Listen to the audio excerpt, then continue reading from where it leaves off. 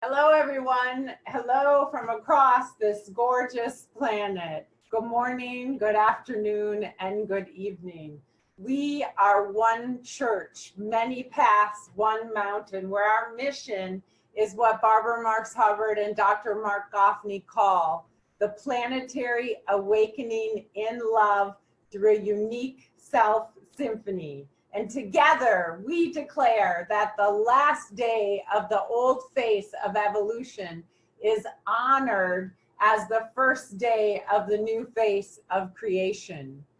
I am Christina Amelong, the co-executive producer of One Church, along with Kirsten Zohar, and I am delighted to be here with you all today. I welcome all the new people. Please do share that you are new in the chat box.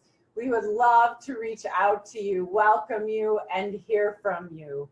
When you do chat to everyone by checking that your settings are set to all panelists and attendees and not just all panelists.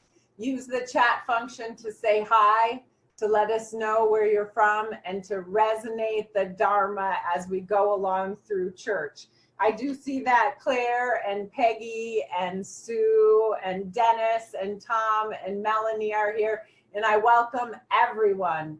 In One Church, we are connected, we are whole, and we're expressions of the entire process of creation. We are activating a new species, and we are awakening as a new species, Homo Amor. We are activating a new humanity, and we are the fulfillment of Homo sapiens. We're a church, a synagogue, a mosque, a temple, a zendo. We are all of it. No one is excluded. Everyone is included. And we come together to attune to the evolutionary impulse that is awakening within us.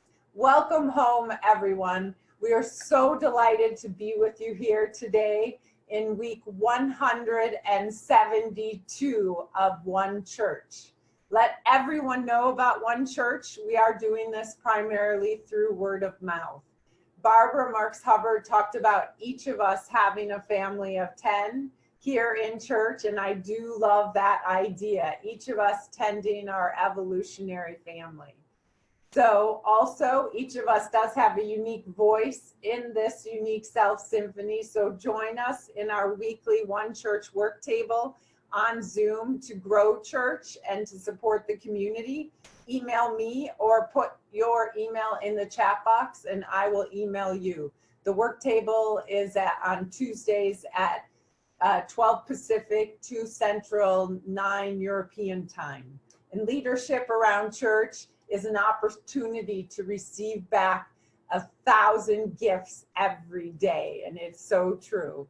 On YouTube, we are One Church, Many Paths, One Mountain.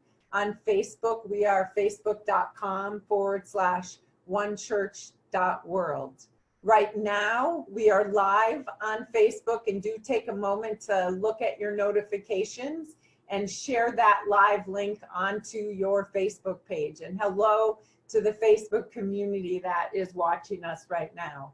After church, we will send you an email and forward that email to invite your friends, okay? This is such an exciting opportunity. If you haven't already, spend some time on our new community website, church.world. On the top menu of the home page or the bottom of each page, you'll find our membership link. And we'll talk more about that towards the end of church. And with that, I give you a little bit of what to expect over this next hour. We begin with the Dharma recap of the teachings from last week's church. And then Dr. Mark sets our intention, and then David resonates our code that we're working with. After that, we move into prayer, followed by our sermons for the day, and we close at the top of the hour where we bring everyone on for our goodbye. So do stay for that. The entire Dharma recap is a string of direct citations from Dr. Mark and Barbara from the past week's church. In earlier weeks, I used quotes, but quickly realized that the entire Dharma recap is in quotes. So please just understand it that way. What I do is find the 10 to 20 of the most beautiful sentences that Dr. Mark and Barbara shared and bring them as a recapitulation. And every week for several years, Mark wrote what he called evolutionary love codes. Mark and Barbara studied those codes together, often comparing them with Barbara's 52 codes for conscious self-evolution. And those codes grew out of Dr. Mark and Barbara's radical commitment over 100 collective years, crystallizing the new story of humanity into these sentences, quote, evolving the course of consciousness and culture, which is the source code of love, unquote. Each church is a standalone, and every week builds on the week before. One church, many paths, one mountain is radically committed to telling the new story. So here goes our Dharma recap from last week. No one and nothing is outside the circle. We are homo amor. We are removing boundaries. We are entering into no boundary consciousness. It's beyond what culture demands from us. We are living in the jump. It's the inner, still, small voice within each of us of amor that we listen to. There's always a way to rationalize to ourselves why we don't have to do it, why the problems can be solved by someone else, why they're not ours to do.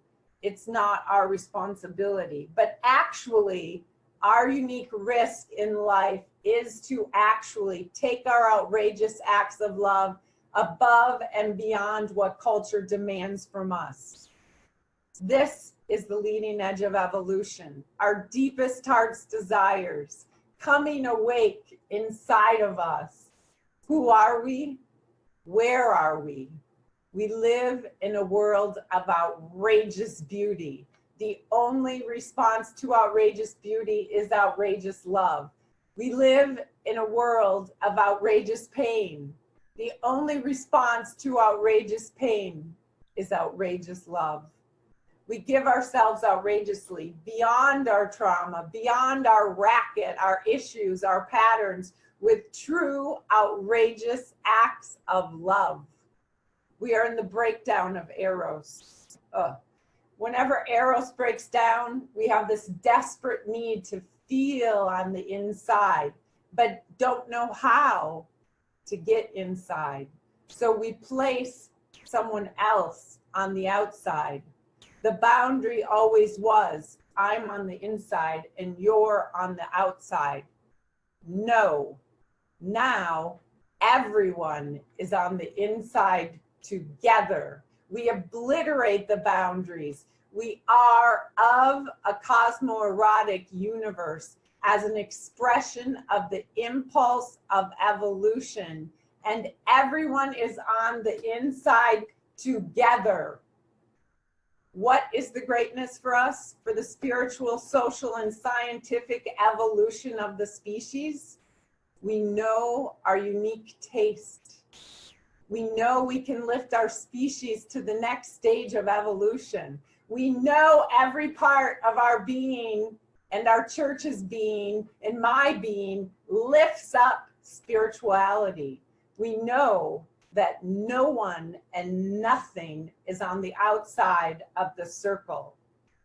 Evolution's insides are lined with love and is birthing Homo Amor, the new human, the new humanity.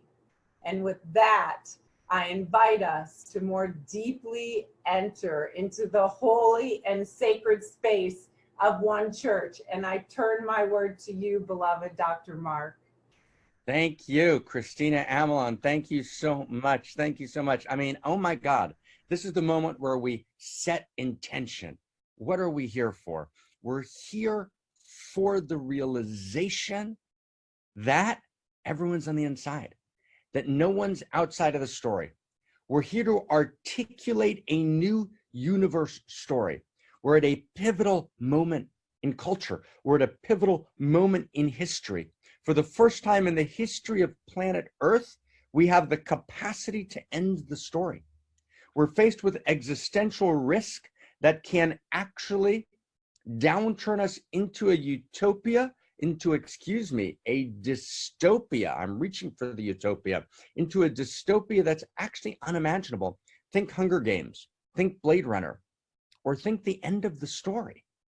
And at the same time, we have the capacity to actually up-level.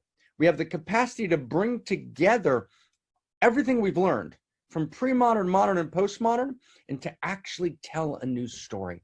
And I want to set this intention really clear with you today, right now. When Homo sapiens spread onto the savannah 70,000 years ago and emerged out of the world to become human beings, they emerged out of the larger natural world. Homo sapiens actually began existing 150,000 years ago. It was about 70,000 years ago where we woke up. There was a big bang.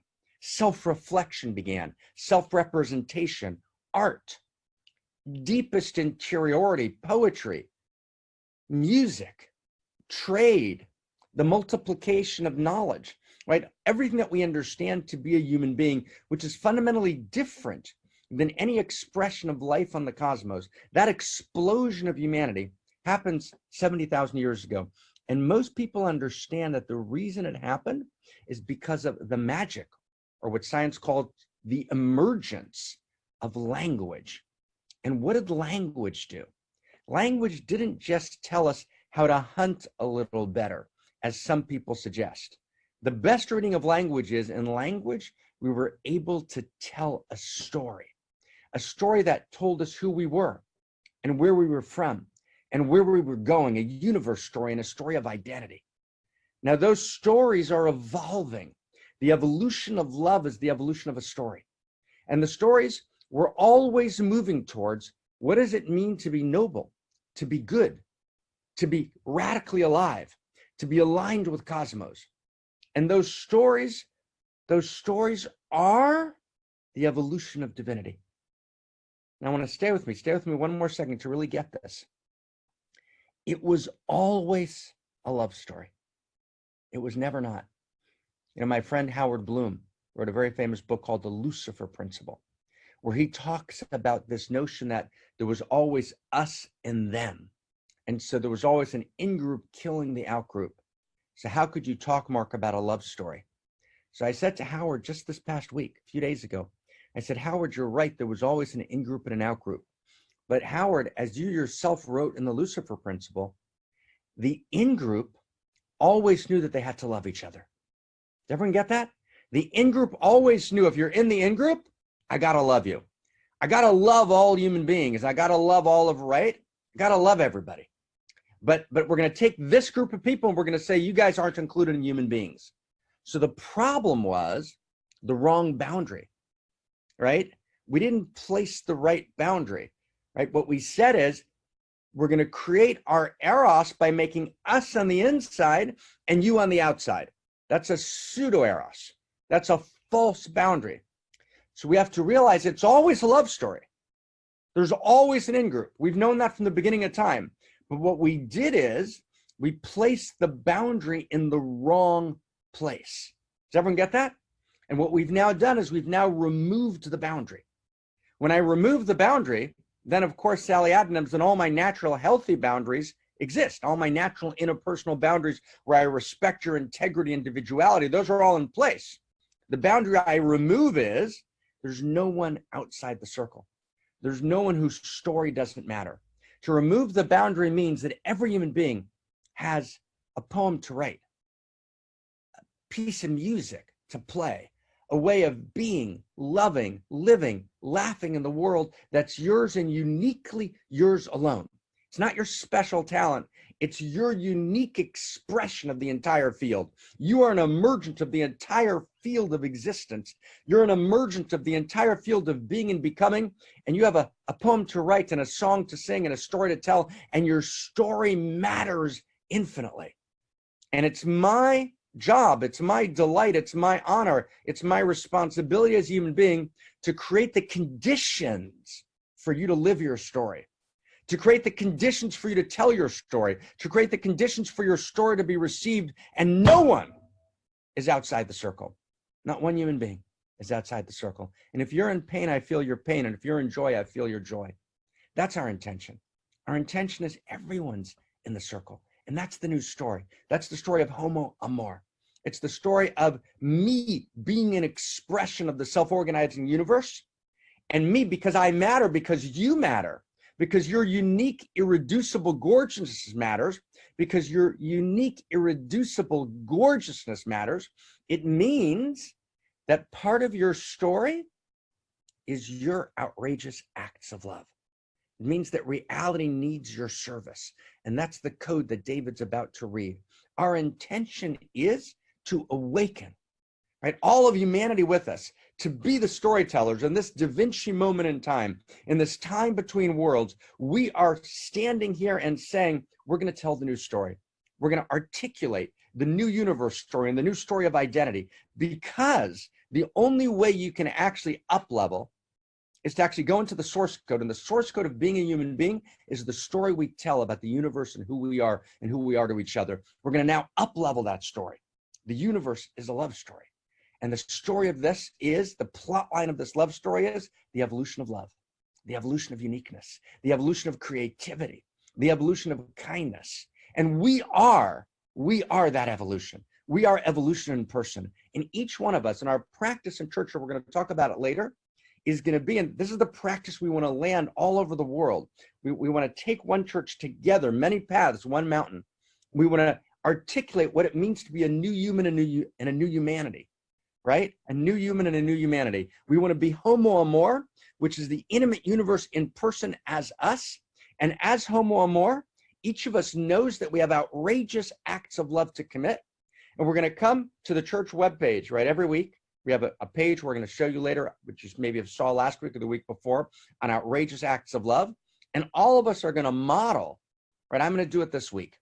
Right, we're going to model, right, what does it mean to commit an outrageous act of love and to tell the story, right? And so we can actually see each other's outrageous acts of love. Every week, my practice is I'm going to share with reality one outrageous act of love that I committed and inspire 1,000 people to do the same as we come together in unique self-symphony. Oh my God, what an intention. It's beyond imagination. We're going to talk about it in more depth. We're going to show how to do it. Right? I'm so insanely honored to be here with you. Insanely means, right? Like beyond normal consciousness, right? But like the true consciousness, right? Insanely means so sanely, right? So this is the magic. We're the magic. We're the tellers of the story. That this is our Da Vinci moment. Reality needs us, right? It's just so wildly exciting to be here with you, David, beautiful David in Houston.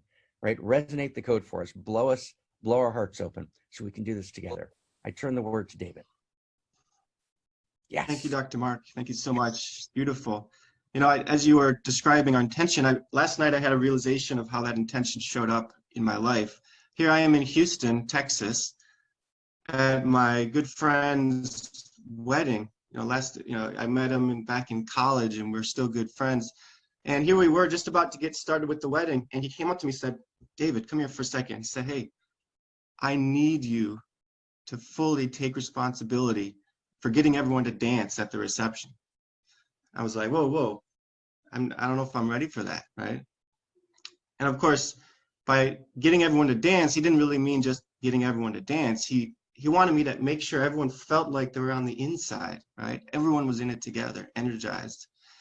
So there it was, and we went through the whole wedding and the reception, and everyone was blown away and love flowing in the moment where the biggest day of his life, where he committed his love to his wife, he had actually felt like everyone was on the inside with him. So it was a beautiful experience. And of course, that may sound minor in some ways, but to me, that's a microcosm of how I'm being called, how we're all being called to serve our unique gifts. So let me read the code and I'll paste it in the chat box. This week's code: your unique gift addresses a unique need within your circle of intimacy and influence that can be addressed by you and you alone. In that precise sense, your unique gift is needed by all that is. In this precise sense, you are needed by all that is. Reality, God, needs your service. Your deed is God's need. I'll read it one more time. Your unique gift addresses a unique need within your circle of intimacy and influence that can be addressed by you and you alone. In that precise sense, your unique gift is needed by all that is. In this precise sense, you are needed by all that is. Reality, God, needs your service. Your deed is God's need. I turn my word back to you, Dr. Mark. Thank you, David. Thank you, David, right? I am needed, Lady Krista, right? Reality needs your service, right? Reality is lined with love. That's not imaginary. That's not a fairy tale. That's the inner physics aligned with the exterior physics. It's one world and one love and one physics, one love, one heart. So take us inside Shahati with Amor, our chant every week. Amor, love. Its insides are aligned with love. Amor, Shahati, this week in the gang. Let's see what comes up. Yes. Yes. Amor, amor, amor, amor, My God, beautiful. amor, amor, amor, amor, amor, amor, amor, amor, amor, amor, amor,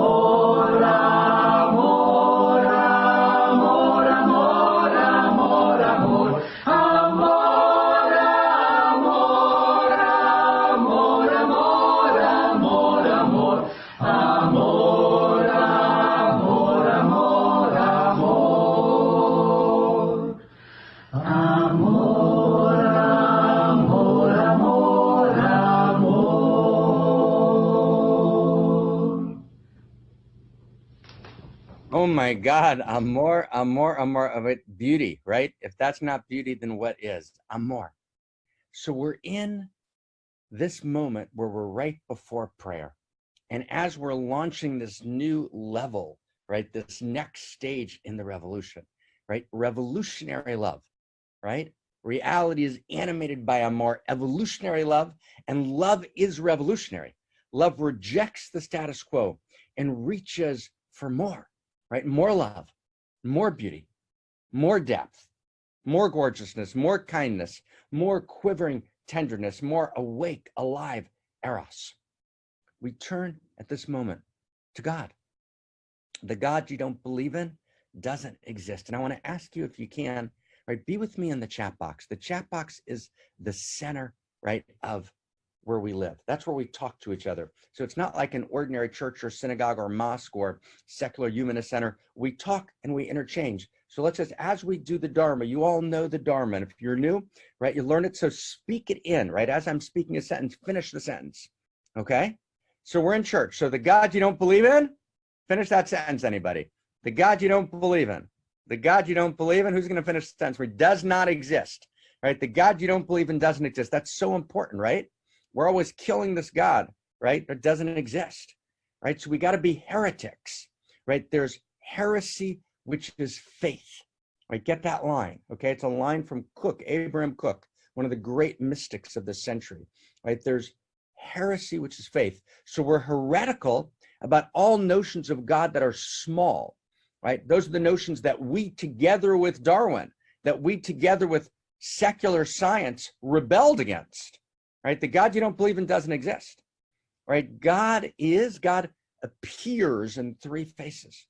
One, God is the infinite, elegant force and gorgeous, beyond imagination order, dazzling complexity and beauty of the cosmos beyond all imagination, manifesting levels of orders of beauty that all the supercomputers in the world exponentialized couldn't even begin to manifest. And to suggest that that's a random walk is patent absurdity. So we're with science, right, in its holiness, which rejects the small version of God. But we don't want to then go to the patent dogma of scientism, which says that that gorgeous, dazzling complexity, exponentially beyond what any supercomputer could manifest, is just chance. It just happened. That's absurd. No, that's the third face of God. That's God in the third person. That's the infinite, intricate detail. Just go, as soon as you finish one church, go look up mitosis or meiosis, how that happens in the process of life, and tell me that just happened by chance, and I'll give you $1 billion. It's absurd. That's God in the third person. God in the first person is the love that I feel moving through me. It's the desire for goodness, the desire for truth, the scientist who wants to know truth, the desire for beauty, the desire to pleasure and give pleasure, to love and be loved. It's why all of reality is love songs, because reality is a love story, and that love lives in me, and that love and that consciousness that lives in me, that participates in the larger field of consciousness, that's God in the first person, right? Tattvam ase, thou art that, but not just that, as the old Upanishad said, but thou art evolutionary love. Thou art a unique configuration of evolutionary love. That's God in the first person, me. But then there's God in the second person. There's the love between us, right? There's me yearning for you and you yearning for me. There's God. God is yearning for you and you yearning for source.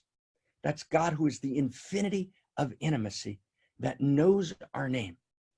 And just as I heard the words, and I said this 2 weeks ago, and we said it 4 months ago, right? Let's grab this together so we get this so deep inside us. Just like, and it's 2 steps, it's always 2 steps, and here are the 2 steps. So the first step is, just like I heard Christina Amelon doing the Dharma recap. And how did I hear? So say the next sentence, right? You know the next sentence. I couldn't just hear it with my physical ears. It's not just a physical phenomenon. That's actually not how hearing works. It's not how seeing works. Actually, the full embodiment of my love intelligence, of my love being, right? That full embodiment of my consciousness intelligence heard Christina Amelon Tehel doing that beautiful Dharma recap. Now, if my love intelligence could hear Christina Amelon, Do I have the most powerful love intelligence in the world? Is my love intelligence the only love intelligence? Am I the only love intelligence that could hear Christina Amelon? Of course not. My love intelligence participates in the larger field of love intelligence. That's what we call God, right? So if I could hear Christina Amelon, is it possible that when Christina Amelon prays, God doesn't hear her? Of course. Of course reality hears her, right? My hearing Christina Amelon is participating in the larger field of love intelligence hearing Christina Amelon. And you can throw out literally all the theology books with all the sophistries and all the arguments and all the, right, about prayer. Throw it all out. It's simple. Just as we hear each other in our love intelligence, so too our love intelligence participates in the field of love intelligence. In every word we say is held and heard. That's part one. Now part two, do part two with me. You know it. It's yours. This is yours. This is ours. This is one church, many paths, one mountain. This is Homo Amor, who is the fulfillment of Homo sapien. So here it is. Let's close our eyes. Close our eyes. Right? I'd be love for next week or the week after for somebody else to lead this meditation whenever you feel you're ready. Right? Create a video of it. Let's take a look and you lead the meditation. So you ready? This is our meditation. So imagine God in the third person. Imagine exponentially the supercomputers, right, of all of reality, exponentialized, manifest, and all the laws of physics and all the laws of mathematics that are in play at the very moment of the Big Bang. And all of that infinite complexity manifest, for example, in a chlorophyll molecule that defies imagination. That's all the billions and hundreds of billions and 100 billion galaxies and 100 billion galaxies and multiverses. The entire story, infinite beyond all, right, infinite imagination, God in the third person. Right? All of that God in the third person in this very moment is now sitting in a chair, looking at you, knowing your name, infinitely desiring you. That's the infinity of intimacy.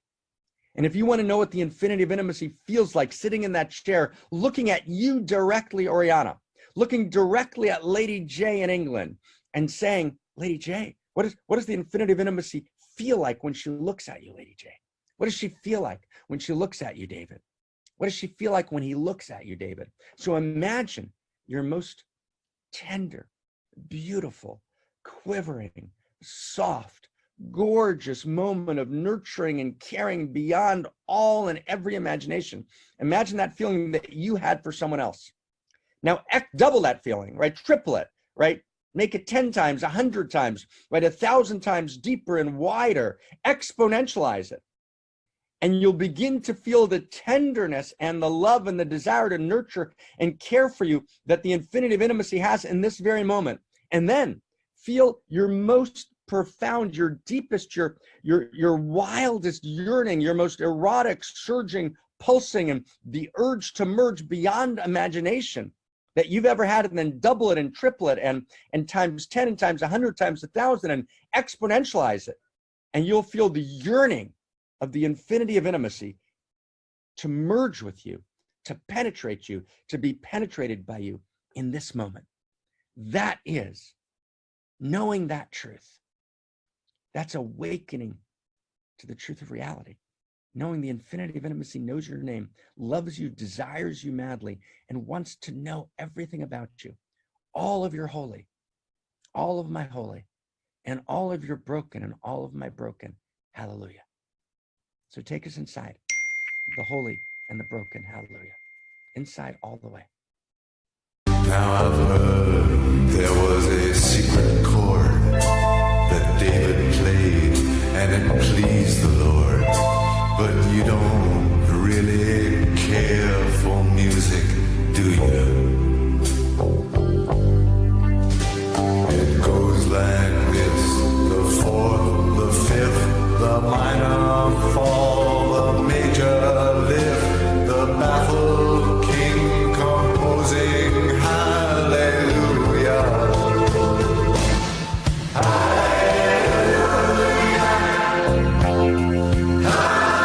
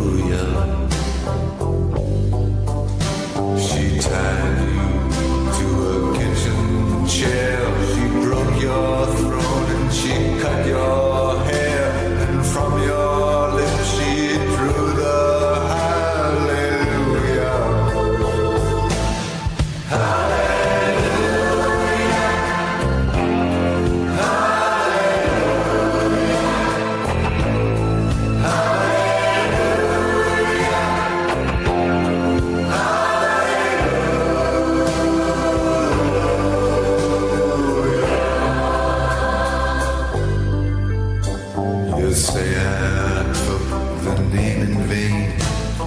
I don't even know the name. But if I did, well really, what's it to you? There's a blaze of light in every word. It doesn't matter which you heard, the holy or the broken. Hallelujah.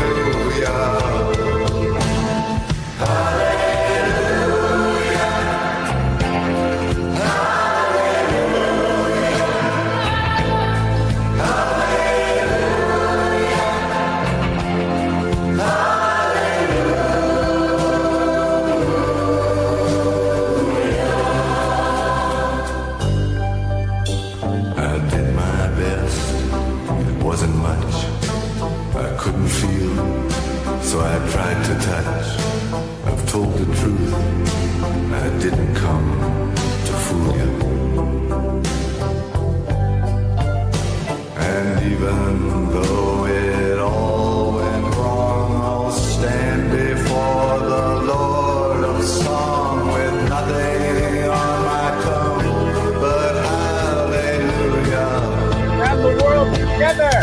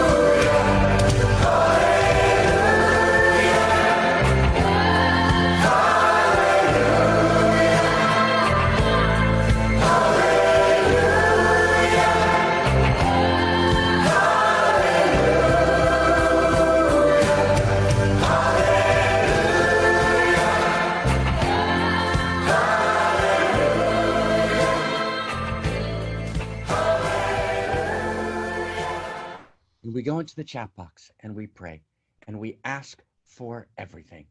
I pray for myself. I pray for my friend. I pray for my mother, my father, my cousin, my neighbor. I pray for the part of myself that doesn't know how to pray, for my child, for my friend's child. I pray for reality, right? For all of reality, for everything that needs our prayer. So I want to just read a few prayers. Anyone who wants to jump into the chat box, I pray for, right? I pray for the clarity, right? To give, right? To give for, let me just find here. I pray for the clarity to give every act of love I can give each and every moment. Yes, Lirazi. Raquel, who I owe you an email about the work we're doing, which is so exciting. I'll send it to you today. I pray for enough money that I may get away from my husband, right? Sometimes we're economically locked in and we need economic liberation to take the next stage of our lives. Lady J, I pray for healing for my friend Elaine, who's been confined to her bed for the last 9 months.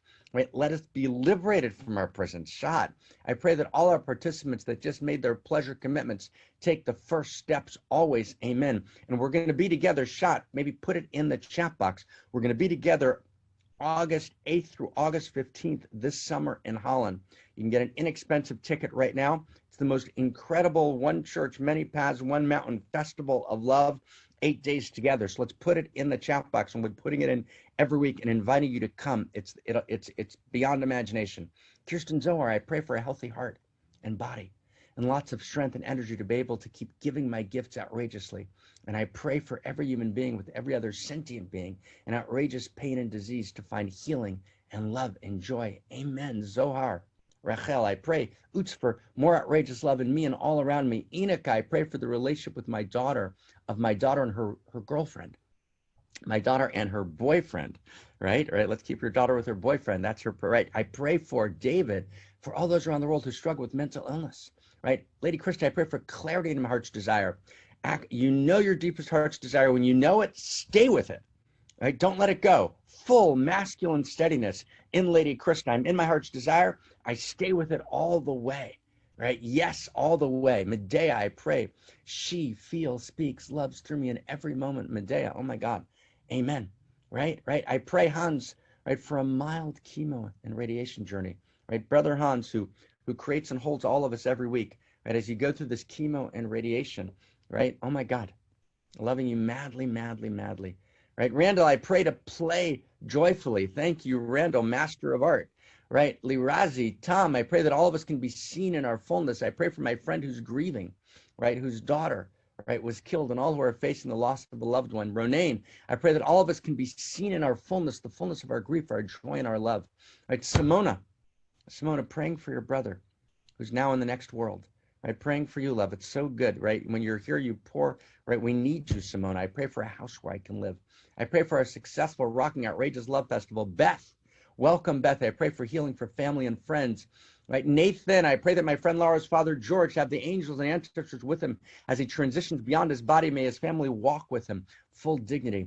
Krista, Outrageous Love Festival. Gerard, welcome. I pray for more of myself to show up, right, for joy and light, right? So let's bring this all up, right? Right, Denise, right, welcome, welcome, welcome, welcome. Right, Beth, right, welcome, right, all of us, right? It's so good to be here. Gabi, okay? So let's take this inside and we lift these prayers to the sky.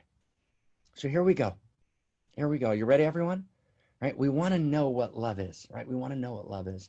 And we're going to do that song, right, in a second in prayer. But first, we want to land, right? We want to land the core where we're going, okay? So let's get that link ready if we need it of church to show us where the Outrageous Acts of Love page is, okay? So let's see if we can land this together. Ready? So there's one great practice, which is called meditation. When I meditate, I find the inside of reality is consciousness, and I am that consciousness. That's beautiful. That's a gorgeous practice. There's another gorgeous practice where I pray to God who is beyond reality, right? Beyond reality and holds me and holds all of reality and infuses all of reality, and I ask for everything. Because prayer affirms the dignity of personal need. And that's a great practice. So the first turning of the wheel is meditation. The second turning of the wheel is prayer. But now, to actually initiate homo amor as the fulfillment of homo sapien, we need the third turning of the wheel. And the third turning of the wheel is to awaken to the truth that actually I am a unique configuration of outrageous love. And in this awakening of homo amor, we have a practice. And the practice is writing outrageous love letters and committing outrageous acts of love. And I'm going to get to the practice in 1 second. But first, let's understand. When we awaken to the truth that I am a unique configuration of outrageous love, we're both bringing together third person, so the outrageous love, which is a force that moves through all of cosmos and animates the strong and the weak nuclear, the electromagnetic, the gravitational, all the forces and laws, all animated by outrageous love. That's right. That's part of outrageous love. Outrageous love is God in the second person who knows me, and it's me and you loving each other, and it's me loving right. It's that relational love, that space in between, the infinity of intimacy, right, that lives between us and that holds us. Right? It's God in the second person, but it's also God in the first person. I am a unique configuration of that outrageous love. So the Trinity becomes one. Does everyone feel that? So when I actually awaken to my true identity, and I actually feel, right, the urgency, the ecstatic urgency, right, the feeling of being an outrageous lover is ecstatic urgency. I actually feel the ecstatic urgency awake and alive in me. I ask one question: what does reality need from me in the next moment? And that's our code. Our code is Kirsten Zohar. Thank you for putting it in, Kirsten Zohar Rachel. Reality needs your service. What service is that? That service is awakening to your true identity as an outrageous lover, as a unique configuration of outrageous love, and then knowing I have outrageous acts of love to commit that are an expression of my unique self that can be committed by me and me alone, by no one that ever was, is, or will be. Now, I might not commit it just by myself. I might commit my part of an outrageous act of love by joining Genius in partnership with someone else. Or I may do it in a particular way, responding to the unique needs in my unique circle of intimacy and influence by a particular act that I do. Now, here's the practice. This is the third turning of the wheel. Our commitment here is not our local church. There is no locality anymore. It's a non-local reality. This is one church, many paths, one mountain. And our commitment is the evolution of love, which is the evolution of culture and consciousness, which is the evolution of the source code. And we do that by invoking and bringing down here together the third turning of the wheel. So let's turn it. Let's feel it turn. The third turning of the wheel is the introduction into reality of the practice of outrageous love letters and outrageous acts of love. Now let's make it really specific. 2 steps. 1, I write an outrageous love letter to myself. I write an outrageous love letter to reality. I write an outrageous love letter to the bank clerk. I write it to my father, my son, my daughter, my friend, my colleague, my beloved, the woman that I divorced, the man I divorced, right, 30 years ago. I write an outrageous love letter. Excuse me, I cough. I write an outrageous love letter. In that outrageous love letter, I exaggerate till I'm accurate. I love all the way. I become Rumi, I become Hafiz, I become drunk with the outrageous love that lives in me uniquely, that adheres in all of reality, that's in this very second taking the billions and trillions of muons, quarks, hadrons, electrons, protons, atoms, molecules in you, alluring them to each other, creating a non-local, gorgeous, whole symphony within you. In this very second, right? Outrageous love that holds and animates everything. I let that flow in me, and I write an outrageous love letter. That's an outrageous act of love. That's one way of committing an outrageous act of love, is writing an outrageous love letter to yourself, to someone else, to a stranger, to someone you've broken up with, to someone who's in your life now. So one form of outrageous acts of love is the writing of an outrageous love letter as we just described it. Now, a second form of outrageous love letter is to write an outrageous love letter in which you tell the story. It can be in 3 lines or in 10 lines or in 1 line. You tell the story of an outrageous act of love that you committed this week. And we make commitment, all of us here, one church, many paths, one mountain, for the sake of the evolution of love. We're now landing it for the first time. Okay, this is like, even though we've talked about it before, can you feel it? We're landing it for the first time. Every week, I mean every day, but every week at least once, I'm going to commit one outrageous act of love. That might be in the middle of a hard argument, finding my inner core, breaking the pattern of negativity and saying, you know what? Oh my God, I'm sorry. I love you madly. It might be smiling at the bank teller and asking their name. It might be making a decision to actually become a member of One Church, Many Paths, One Mountain in a serious way. It might be reaching out to someone that I haven't talked to in 10 years and breaking the embargo and reaching out in love. It might be adopting a child, right? It might be beginning a great project that's a gift to reality, right? It might be embracing a part of yourself that you've left out and actually integrating it in, whatever it is. There's lots of ways, big and small, and there is no big and there is no small. Right, to take your unique risk and to commit an outrageous act of love. Then when you tell that story, you get it? When you tell the story of your outrageous act of love, which is outrageous because it's coming from the deepest part of yourself. It's coming from an awareness that I am evolution. This is not my local self. This is evolution awake, living through me. This is evolutionary love alive in me.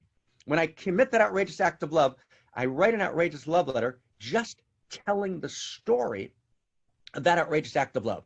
So far you got it? So there's 2 ways to do this. One is I write an outrageous love letter to myself, to a friend, right, to a stranger. And that outrageous love letter itself, where I sing their beauty, where I speak of my love, where I exaggerate till I'm accurate, where I become Rumi, I become the poet, that outrageous love letter itself is an outrageous act of love. That's one. Possibility 1. Possibility 2, I write an outrageous love letter, and in that outrageous love letter, I tell the story of my outrageous act of love. That's possibility 2. Now, possibility 3, last one, I write an outrageous love letter, and I tell the story of an outrageous act of love that my friend, my daughter, right, someone else I know, right, a stranger that I read about, right? I tell the story of someone else's outrageous act of love. And in me telling the story, I'm adding and exponentializing and deepening their outrageous act of love, because someone's got to do the miracle and someone's got to tell the story. So I'm telling that story in my outrageous love letter. Recapitulation. We're landing it today. You ready? 1, I write an outrageous love letter to friend, to stranger, right? To myself, to nature, to God, to reality. With all of my love, I let it pour through. I take the lid off. I go all the way. I become the great poet. That's the first form. That's an outrageous love letter, which itself is an outrageous act of love. 1. 2, I write an outrageous love letter where I tell the story of an outrageous act of love that I committed this week. And I don't do it modestly. The old modesty, excuse me, the old modesty does not work here. It's not arrogance, it's divine pride. I'm telling the story because I want to light the world up, and I want to inspire 10 more people who will inspire 10 more people who will inspire 10 more people. And we want to create a cascading wave of evolutionary love, which actually lifts all boats, a self-organizing universe, a unique self-symphony committing outrageous acts of love all over the world. That's the second form. And then the third form is I write an outrageous love letter, and I don't tell the story of my outrageous act of love, but I tell the story of an outrageous act of love of someone I know, someone who I know, or a stranger who I don't know, and I tell that story. So what we're inviting is, right, the third turning of the wheel. And I spoke to Barbara this morning, and I said, right, this week, love, I'm going to spend more time. Next week, we're going to lead off with Barbara's teaching. This week, I'm going to spend more time just landing this idea of outrageous acts of love and outrageous love letters so we really get what it is. Okay? Can you feel how deep that is? So the idea is now, and let's put a link in the chat box. The idea is a link to the Acts of Love page on the One Church, Many Paths, One Mountain site. The idea is that every week I post a video or I write a letter. And Sally Adams did a great model of this, and Krista did a fantastic model of this, and David, right? Christina, right? In other words, every week, part of my practice is I post an outrageous love letter of one of the three kinds. An outrageous love letter to someone, to myself. I post an outrageous love letter, well, let's see if I can get the words. I post an outrageous love letter telling the story of my outrageous act of love. Or 3, I post an outrageous love letter telling about someone else's outrageous acts of love. And every week we have this, right, this gorgeous mini explosion, a new big bang of outrageous acts of love. Now, as we land this here in One Church, Many Paths, One Mountain, we're actually, let's turn the wheel together. It's actually, we're turning, it's the third turning of the wheel. We're invoking this new practice, post-meditation. We keep meditating. Post-prayer, we keep praying, but we actually become the prayer. Right, in the original text, Va'ani tefillah, I am prayer. I am the meditation. I am the prayer. Right, I am evolution. I am evolutionary love. Right, I am the leading edge of evolution as a unique self, the unique expression of the entire story, committing outrageous acts of love. Now, imagine this. Imagine this. Imagine that the whole world's on fire, because the world is on fire. Right, the world's completely on fire, and because we don't have a place, right, that actually values our fire. So we take it inside, and then it burns us from the inside, and so often destroys part of our soul. But we take that fire and we use that fire to light up reality. And we light up reality by creating literally an outrageous love revolution. We literally invoke the new human and the new humanity. We invoke Homo Amor, the fulfillment of Homo sapien, and we light up the world. That's what it means to reclaim love as religion. And that's what it means to move towards a politics of love. Homo Amor, reclaiming love as religion and moving towards a politics of love. And the politics of love is the synergistic democratization of enlightenment, which is the unique self-symphony, the self-organizing universe. Each of us, unique leading edges of evolution. Physics speaks of multiple centers. Each of us is the center, and each of us bows in devotion before the other, who is also the center, no less the center than me. Multiple centers, and we explode reality and impress our outrageous acts of love on the lips of the divine. Right? Oh my God! Can you imagine that? Can you imagine that? Is that what we want? That's what we want. That's it. That's the whole story. Now we got it. Okay. I want to know what love is, right? Can we sing it together? Can we take it inside? Thank you for listening. I apologize for going longer than usual. I wanted to land this so we get what this is, so we got it. That's what we're doing. I want to know what love is. Take us inside. I want to know what love is. That's our prayer. Then we're going to come back together, and Christina Amelon's going to close church with this super, super important set of announcements. I want to know what love is. Do we got that? Can we feel that? I'd give us half of the song. Can we get that? We got a chance? Maybe, maybe not. Could be up, could be down. Yes. Okay. So you know what? Seems like I want to know what love is. There it is. There it is. Coming up. Okay. I want to know what love is. Give us half the song. Take it away. Inside. Here we go. Can we feel that? Can we hear that? Do we know that? Is that there? Can we reach that press the button thing? Right? I think not. Okay, so here's what we're going to do. Clearly, I want to know what love is not the song that needs to come up right now. Okay, so just let it go. Perfect. Okay? I'm going to do a little chant for 1 second. I'm going to turn to Christina Amelon. Christina Amelon, you're going to take us into church. So here's the chant, right? We'll just do it ourselves. It's from the ancient text from David, the father of Solomon. I'll do it in Hebrew and English. I'll do it just for 90 seconds. And Christina Amelon's going to blow us away, right, in about a minute. Okay, here we go. So stay with us. The last 4 minutes matter. The last 3 minutes matter. Here's the chant. It says, I want to know what love is in different words. Ready? Mizmor shir leyom HaShabbat Tov lehodot l'Adonai, to sing a song of the Sabbath.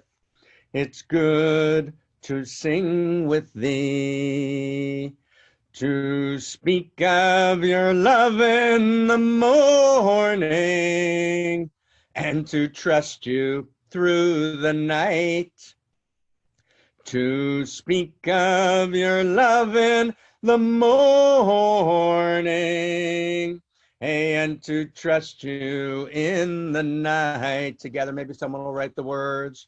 O Mizmor Shir Leyom HaShabbat, it's good to sing with thee. Mizmor Shir Leyom HaShabbat, it's good to sing with we. Together, to speak of your love in the morning, and to trust you through the night. To speak of your love in the morning, and to trust you through the night.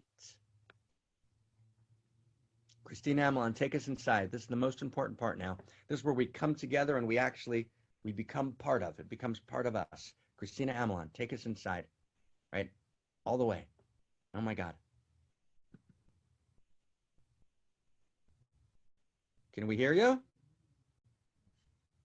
Can we hear you? Okay, I think you can hear me now, yes? Take it away. Take it away, love. Yes. All right, so what you do is you go to the website, onechurch.world, and our homepage is here. And I'm still getting oriented here a little bit. Our homepage is where you register for church. If you already get the weekly emails, you do not need to do this step again. This homepage is where you send others to opt in to receive access to join our interactive church live weekly, as well as receive the weekly message by email when you are not able to attend live. So again, onechurch.world. In the menu here, this is where you can find the other projects that we're involved with, including the Outrageous Acts of Love project. The center of One Church is the reclamation of love as religion towards the politics of love. This means that everything we talk about and create together is in service to your experiencing more outrageous love in your life and activating that love in action. And this is our webpage to where you can link and post your outrageous acts of love. So here you can read about it, and then you click here and it will take you to our Outrageous Acts of Love page, where on the home page you see where you can create a post, attach a photo, attach a video. Know that it won't show up on this home page. It'll show up on the community page once you've posted. So, and there's David, there's Raquel, all of that. So back to the website, our membership page, the details of the membership are part of something, you're part of something that is guiding you. That's the biggest thing of the membership, right? Is that it's guiding you and the world towards the most positive future possible. So become a member of One Church today. I want to share with you the membership benefits in a real clear way because it's pretty awesome. First, by joining, you'll know that you are part of an evolutionary love movement that is living through you and our Dharma, guiding the world towards the most positive future. You will also get access to the 9 complete courses by Dr. Mark. Each course is priced at $397. But in becoming a member, you get free access to all 9 courses. OMG, that is awesome. Any one of the courses would be worth the price of membership, but you get all of them, including Awakening Your Unique Self and Loving Your Way to Enlightenment. Membership in One Church involves selecting a monthly backing contribution based upon your love, commitment, and capacity. And we encourage you to be generous because it is the membership dollars that we are going to use for these reasons only, to invite more people to participate in One Church and together with us participate directly in telling the new story of Homo Amor, the new human and the new humanity, a world built on our outrageous acts of love, right? But you also get one more truly incredible gift. Well, actually, there's a few, but one of the truly incredible gifts is Dr. Christina Kincaid, who is the co-founder with Dr. Goffney of the Outrageous Love Projects and its co-director, working together with yours truly. We're going to offer an after church, directly after church, practice group to write outrageous love letters and telling the story of our own and other people's outrageous acts of love. So imagine the first students of Buddha learning to meditate, right? Dr. Mark has shared with us this amazing practice of writing outrageous love letters and committing outrageous acts of love as part of your core being in the world. So it is in this weekly writing class right after church that you really learn how to do that. So it's open to all members of One Church. And then finally on our resource page, you'll find the lead books for One Church, like Conscious Evolution and Your Unique Self, and is also where you'll find the first shared books by Barbara Marx Hubbard and Dr. Mark Goffney, which will be published in February of 2020. It will take you about 2 minutes to become a member. Take your passion and make it happen right now. Join my hand with Barbara and Dr. Mark and all of us, and let's make the revolution of love real. So go to this link, which someone's putting it in the chat box, onechurch.world. And with that, I turn my word back to you, Dr. Mark. Amen. And Nathan, great idea. Let's see if everyone can pick up that idea on the photos. That's fantastic, right? Oh my God. I want to know what love is. That's it. I want to know what love is. How deep is your love? So let's finish with how deep is your love. I know we're 2 minutes over time, right? I want to know what love is. We'll do that prayer next week when it comes down technically, right? How deep is your love is our question, right? Am I an outrageous lover? Can I go all the way? Right? I just want to really thank everyone, right? We're doing this together. We're doing it so gently together. We're doing it so tenderly together, so tenderly. It's such a big commitment, right? Right? Can we be Da Vinci? Can we step out of that place where we're consumers getting a little product? We're actually creating this revolution together. So how deep is your love is the chant we end with. Apologize for being a couple of minutes late. Have the most gorgeous week. And I want to just ask you, from my heart to your heart, from Barbara's heart to your heart, join. Actually become a member. Step in. Let's make this ours together.